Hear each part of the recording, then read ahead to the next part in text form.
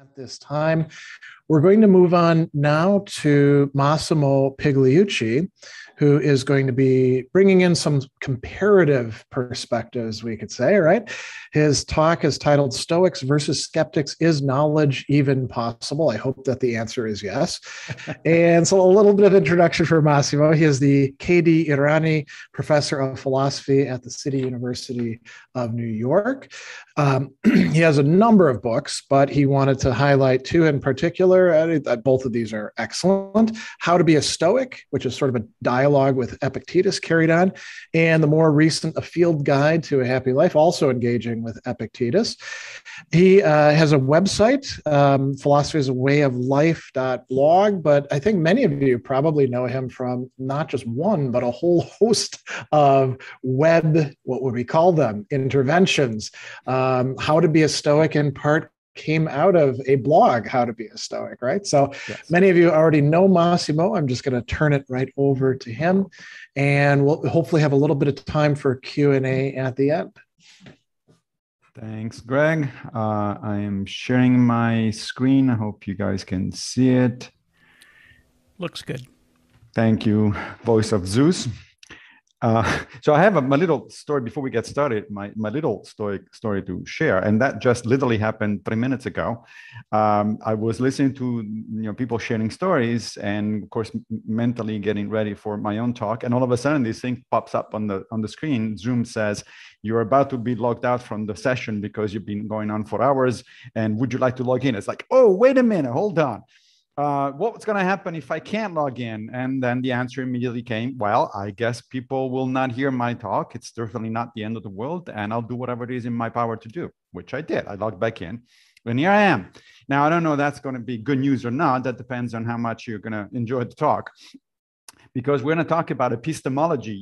This is one of those very usually very heavy topics, and I hope to make it, however, both not only accessible but interesting, because I'd like you to bear with me. This is a talk where we're going to go through a little bit of theory and philosophy in the beginning, but there is a payoff, and hopefully there will be some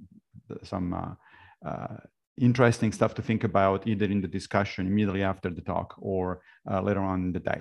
So we're going to talk about a controversy between the Stoics and the skeptics that has to do with the very nature of knowledge. And Greg, I'm going to give you a spoiler. As it turns out, now knowledge is not possible. So there you go.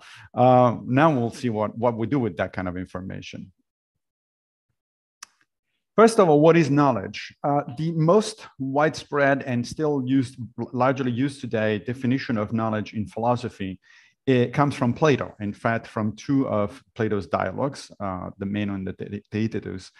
And it is that knowledge is justified through belief. This is sometimes referred to as the JTB model of knowledge. There are, for those of you who really are into epistemology, there are, in fact, there have been discussions over the last 30 or 40 years about this particular definition and whether it's valid, but we'll stick with that one and ignore the more recent stuff for a while. Now, two of those three components of JTB are somewhat unproblematic. First of all, it's belief. Well, yes, if I claim that I know something, obviously it's assumed that I believe it. It would be really bizarre to say that I know something, but I actually don't believe it. I know, for instance, that the voice of Zeus in the background throughout this Stoic conference has been my friend Phil. And it would be really weird for me if I had that knowledge and yet I didn't believe it. So I think belief is fine. We're safe there. Justification. Well, that's a little bit more complicated because, as it turns out, if you think about it for a minute, we think we know a lot of things that we cannot actually justify. For instance, I know that there are electrons out there, and I know that the theory of quantum mechanics in physics is largely correct. But if you ask me to justify that, I'm going to just dial up my friends in the physics department and let you speak with them, because I don't understand quantum mechanics sufficiently to actually provide you a justification. So it turns out, therefore, that according to Plato, I don't really know about quantum mechanics. All I'm doing is repeating what people that I trust have been telling you. So justification, it's actually already a little bit more problematic. But that's not what the part that I want to talk to you about today. That bit has to do with the last part of the third component of the JTB model of knowledge. That's truth. Well, how do we know if something is true? I may have a belief, of course, and beliefs can be true or not true. I may have a justification for that belief, but that doesn't mean that the belief is true. If you, for instance, you might not believe that COVID vaccines are efficacious, and you may have a justification for that lack of belief, but that doesn't mean it's correct. That doesn't mean it's true. And the question, therefore, is, well, how do we figure out what's true and what is not true? And that is where the debate between the Stoics and the skeptics unfolded for like a couple of centuries, throughout most of the Hellenistic period and a little beyond that. And let me introduce you gradually to a few of the main characters here. The one you see on the left is Carneades of Cyrene in North Africa. He was one of the major so-called academic skeptics. And the one on the right is Chrysippus of Soli, one of the foremost logicians of antiquity and a Stoic hailing from southern Turkey to the right. And these people had been going, as I said, at each other for some time, discussing the nature of knowledge. Now, I'm going to do a couple of things here. First of all, I'm going to present you with the Stoic take on knowledge. Second of all, I'm going to present you with the skeptic's take on knowledge. And then I'm going to argue that the skeptics, in this particular case at least, were correct.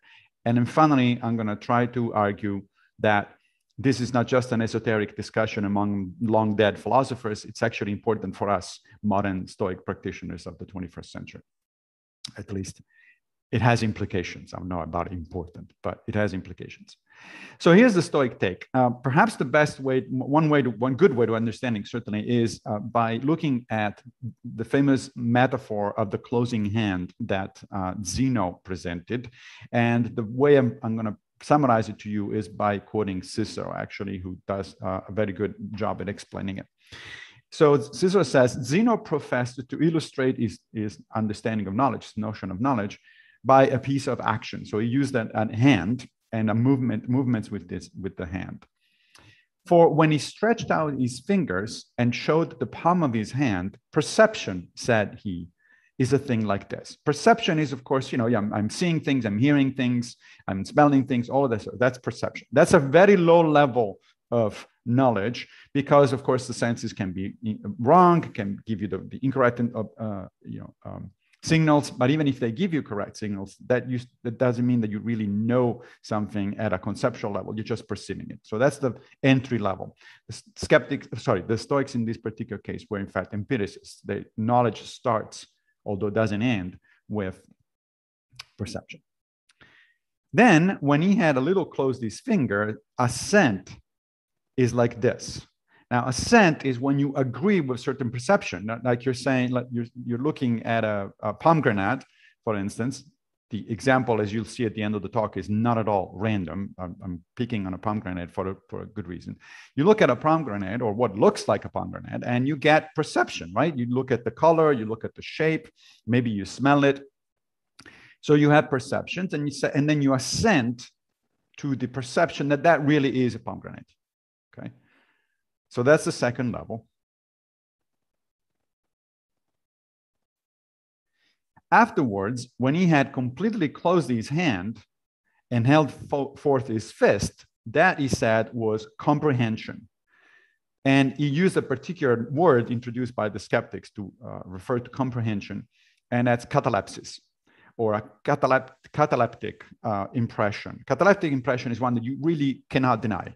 Epictetus gives us examples of cataleptic impressions. For instance, he says, try to go out now, and if you're like me in New York, you'll see that is daytime. Now try to convince yourself that it's actually night. You can't, because you have a cataleptic impression that it is day. Okay, it's really impossible for you to argue against yourself, against your senses. Your comprehension is so strong. Your assent to that particular impression is so strong that you really cannot convince yourself otherwise. It's day. Okay, of course. That doesn't mean you're right. You could be hallucinating, for instance. You could be dreaming. There could be unusual natural circumstances that make it look like it's day, but in fact it's night, etc., etc. But it is really difficult for you to convince yourself that your cataleptic impression is not actually true. But when he brought his left hand against his right, and with it took a firm and tight hold of his fist, knowledge, he said, was of that character. And that was what none but a wise person possessed. So even a cataleptic impression, as I just argued, it's not really necessarily knowledge, because you could be mistaken, you could be hallucinating, you could be, all sorts of things could be going on, as unlikely as they might be. It becomes knowledge only when it is so firm and so well established that there is really no way to, not even in principle, to deny it. And that kind of knowledge with a capital K is accessible only to the sage, to the ideal Stoic. Why? Because the ideal sage never makes a mistake in reasoning.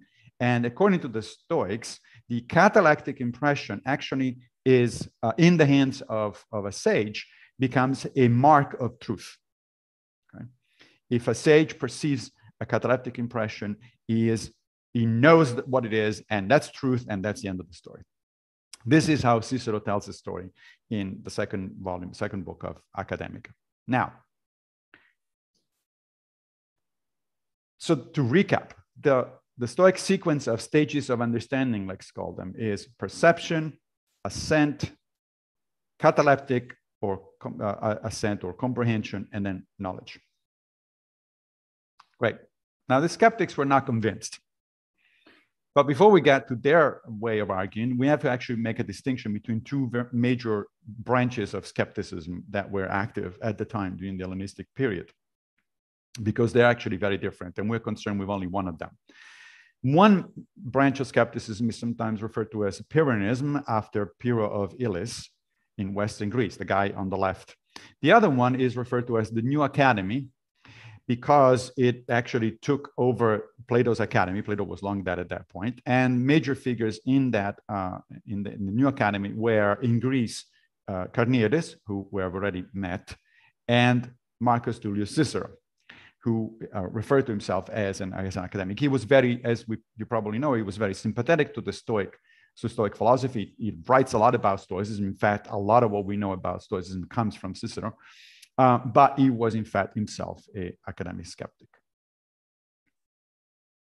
Now, what's the difference between the two? When Pyrrhonian skepticism, according to Pyrrhonian skeptics, we should not hold opinions, which they refer to as dogma, about non-evident matters. Let's set aside for a moment what is a non-evident matters. But basically, we should not hold opinions, that is, strong opinions, really thinking that we know something about all sorts of stuff. And how do we do that? We do that by practicing something that they refer to as epoche, or suspension of judgment. Basically, you're supposed to suspend judgment about things. Is it day to day? Well, it looks like it, but I don't know. I'm suspending judgment. What is the point of doing that? Well, that, according to the Pyrrhonian skeptics, is the only way to achieve ataraxia, that is tranquility, or state of equanimity and serenity. So for the skeptics are sometimes, the Pyrrhonian skeptics are sometimes referred to as, for instance, by Pierre Hadot, as a movement more than a philosophy. It was a kind of a spiritual movement. Their point was, I want a life of tranquility, and the only way to get that is just not to hold to any opinions, because holding to opinions and really having a attachment, emotional attachment to opinions is what actually causes problem, is what actually causes you to lose serenity. But we're not concerned with that skepticism. As I said, we're concerned with academic skepticism. Now, for the academic skeptics, knowledge is not actually achievable by human beings. Knowledge with a capital K, knowledge as in certain knowledge, the kind of that Zeno thought the sage could actually achieve. Well, why not? Well, because our senses and reason are both unreliable. They aren't, meaning they're not perfect. They are reliable many of the time. Most of the times, you can, your senses normally work, and your reason, presumably, especially if you pay attention to it, if you improve it, normally works. But we are known to make mistakes, both in terms of perception and in terms of reasoning, and therefore we can never be absolutely sure that we are correct in whatever it is that we say. The academic skeptics refer themselves basically to Socrates. And that's why they took over the academy, right? They thought of themselves as followers of Socrates, who famously said that the wise person knows that she doesn't know, or at least that she doesn't know much, right? That's what the oracle of Delphi told Socrates, that he was the wisest man in Greece. And why was that? Well, because he knew that he didn't know crap. Now, however, action can and should be guided by what the academic skeptics refer to as probabilities. The Greek term is pitanon, and Cicero interestingly translated that as probabilities, which is where we got our term, our English word probability.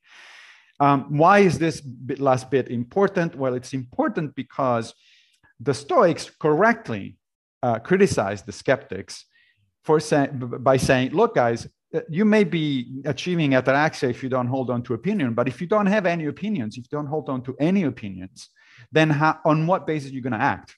You still have to make decisions in life. You still have to do things. You have to decide course of action A versus course of action B. And if you always suspend judgment, if you always engage in epoche, how the hell are you going to make any decision whatsoever? Right? But as you should be clear by this point already, that objection by the Stoics works very well against the Pyrrhonian skeptics. It doesn't work against the academic skeptics, because the academic skeptics say, look, I don't have absolute knowledge. I don't know for sure about things, but there are degrees of probabilities. If I do go outside today and I see that it's a cloudy day and it looks like it's midday in New York, very, very likely that understanding is correct. Yes, I could be hallucinating. Yes, there could be unusual circumstances. And if there are, maybe I'll figure it out. But broadly speaking, there is a pretty good chance that I'm actually correct. My assessment is actually correct.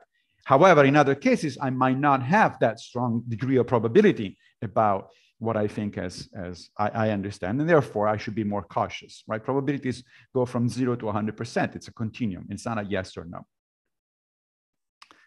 And the goal of the academic skeptics was not ataraxia, not tranquility, but the same goal as the Stoics, a practical life of virtue, particularly if you look at the writings of Cicero, and particularly if you look at the Finibus Bonorum et Malorum on the ends of good and evil, which is one of his major books where he talks about Stoicism, and he explains also about academic skepticism. So this is a nice diagram from a classic by Long and Sedley, the Hellenistic philosophers, that I urge you to take a look if you're interested in this stuff. And it basically summarizes how the skeptics, as opposed to the Stoics, looked at impressions. I told you how the Zeno's analogy with the hand. Here's how the skeptics look at the thing. So there are impressions. The impressions are presumably caused by the fact that there is a real world out there. That's what you see on the left, right? So relative to the object itself, an impression can be true or false, meaning my pomegranate that I talked about earlier, it's either a real pomegranate or it's a wax pomegranate, right? But either way, one of those two statements is true, the other one is false. I don't know it, it pertains to the object. Now, as far as I am concerned, as the percipient, as the person who perceives the alleged pomegranate, I can go now through different degrees of certainty, just like the Stoics were saying. But these degrees are described in a very different way. And so let's pay attention to this for a moment. My perception may be apparently true. So from a distance, it may look like to me that's the pomegranate. It's like, okay, that's a first approximation. I can see that it looks like a pomegranate, so it might be an actual fruit. But then I get a little closer, and it really looks like a pomegranate. It really has the right color, it has the right shape, etc. So now the impression becomes convincing, becomes a little stronger, right? And then finally, I can start smelling it.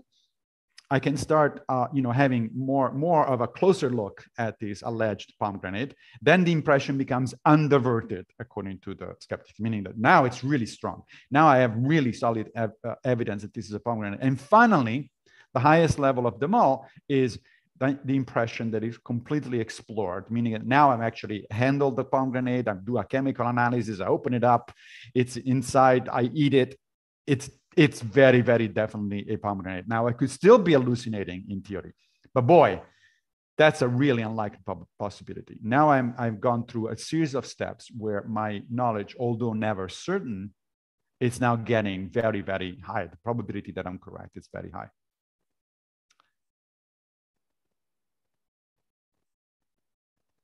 Now, let's focus a little bit more for a minute on the underverted and thoroughly explored impressions. These are the two highest levels for the skeptic. As I said, an impression is underverted when it has coherence with all other impressions. So not only I can see the pomegranate, I can smell it, I can taste it, etc. Now there is a coherence of impressions. The more coherence there is among my impressions, the more likely it is that those impressions are actually correct.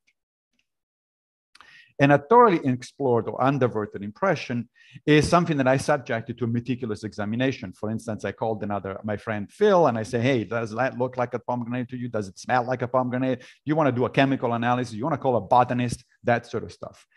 Again, we never reach complete certainty, but we are now very, very confident, Phil and I, that we are actually eating a pomegranate. Now, the skeptic position, as it turns out, is definitely more in line with modern philosophy than the Stoic one, for a number of reasons. It is in line with something that modern philosophers call probabilism, which is a position that holds that in the absence of certainty, when you're not certain about things, then plausibility, or what philosophers sometimes refer to as truth-likeness, is in fact the best criterion that you have available. It's also in line with a position that is referred to as fallibilism. In fact, both probabilism and fallibilism are, in the history of philosophy, go back essentially to the skeptics. Fallibilism is the position that no belief can actually have as justification that guarantees the truth of that belief. Because there's always the possibility you could be wrong, that your senses might be wrong. There's always the possibility that your reasoning is incorrect. So it is fallible. You are a fallible human being. And finally, it is also in agreement with coherentism, which is a position in philosophy, modern epistemology, holding that the justification of a property of a belief is only, belief is only justified if, in fact, that belief is a member of a coherent set. If it goes well with a bunch of other beliefs, the stronger this web of interconnection between beliefs is, the more confident you can be that the belief is actually correct. Okay, now, so what? Why did I tell you all this story about an arcane discussion in epistemology between the skeptics and the Stoics? Well, there are several consequences that I think are interesting for us to think about. Number one, we should never venerate any particular philosophy or philosopher, and the ancient Stoics are not an exception. I've written a number of things about what the Stoics got wrong, either in their metaphysics or in other aspects of their philosophy, and we should keep that in mind. Sometimes they were actually spectacularly wrong. You can ask me later if you want to know. Now, the Stoics themselves, at least Seneca, were aware that, of course, they didn't have the last word on everything. This is a famous quote from a letter to Lucilius that I'm going to not read in full because I don't have a lot of time left, but you can look it up yourself. It's in the 33rd letter to Lucilius, and it talks about the fact that, our predecessors are our teachers, but not our masters. They didn't reach everything. They didn't understand everything. And so if we understand things better, we should go with the new understandings. Number two, the implication of the discussion between the Stoics and the skeptics is the sages don't exist. And that's a big deal because the sage is the only one, according to the Stoics, that can actually have true knowledge.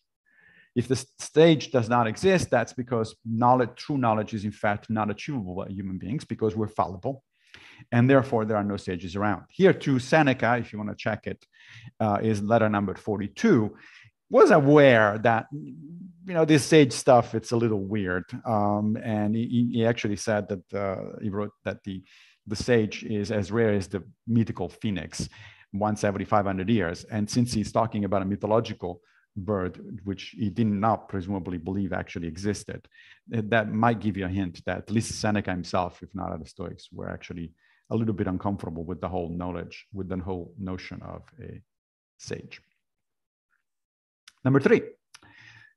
Now, the sage is supposed to be the only virtuous human being. Everybody else is vicious, according to the Stoics, because virtue is all or nothing. You either have it or you don't, and virtue is a type of knowledge, even according to Socrates. And the consequence of that is that you and I and everybody else in this virtual room is in fact vicious, in fact equally vicious, according to the Stoics. Well, that's kind of disheartening. I mean, aren't we making a little progress? Aren't we getting better? Aren't we getting a little bit more virtuous? But for the Stoics, there's no such thing as a little bit more virtuous. That would be like being, partially pregnant. That just doesn't happen. Not according to the way the Stoics looked at knowledge. But this has no problem whatsoever for the skeptics. The skeptic will say, well, you never achieve knowledge, you never achieve perfect virtue anyway, but you do achieve more and more probable states. You are learning, you are improving, you have a little bit of virtue, and then more, and so on and so forth. And then number four, knowledge is not necessary, however, in order to act in the world. I mean, the Stoics theory basically says that unless you're a sage, your actions in the world are entirely based on opinions, not on knowledge. And so even when you do the right thing, you do the right thing essentially by mistake or by accident. It's like, you do it, but it's not really the right thing because you're not doing it from the point of view of a sage with actual knowledge. Well, for the skeptics, that's not the case. As I said, it's a question of probabilities. That equation you see down there, if you want to look it up, is the fundamental equation of that comes out of Bayes' theorem, which is one of the best established theorems in probability theory and in particular in conditional probability theory, and essentially says, forget the actual equation, but essentially says that your confidence in a particular notion should be proportional to the evidence, and that confidence should go up or down as a direct function of new evidence coming in, right? So you might not be initially confident that masks, for instance, work in the middle of a pandemic, but then more data comes in and your degree of confidence should, if you are a rational agent, should increase. So that's number four. Number five, and finally, it's the notion that assent, which is the crucial concept that Epictetus goes on and on about throughout the discourses and the Enchiridion, should actually be given only provisionally and with caution. Here, I would have told you, if we had more time, the story finally of the pomegranates and of Spheros. Sphero was one of the early Stoics, and there is a really funny story about Sphero and the pomegranates in Diogenes Laertius, and you might want to look it up and see what it says and how you might look at it differently now that you heard about this controversy between the Stoics and the skeptics. Finally, let me acknowledge that a lot of the inspiration for this talk came from two books that I read years ago. One is John Seller's The Art of Living, which contains a really nice description of the controversy between the Stoics and the skeptics, and by the Hellenistic philosophers by Long and Sedley, which is a very technical but really rewarding book about based on the actual primary material that we have from not just the ancient Stoics, but the ancient every ancient Hellenistic philosophers of whom we have a record. And I believe we have 1.5 minutes, Greg, and I'm done.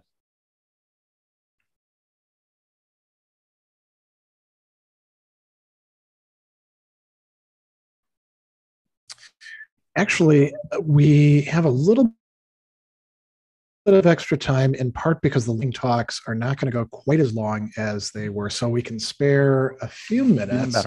And I do that came up for you that might be interesting. It's not directly related, but I think it would be a good one to answer. So this is coming from Sandra Mertovic.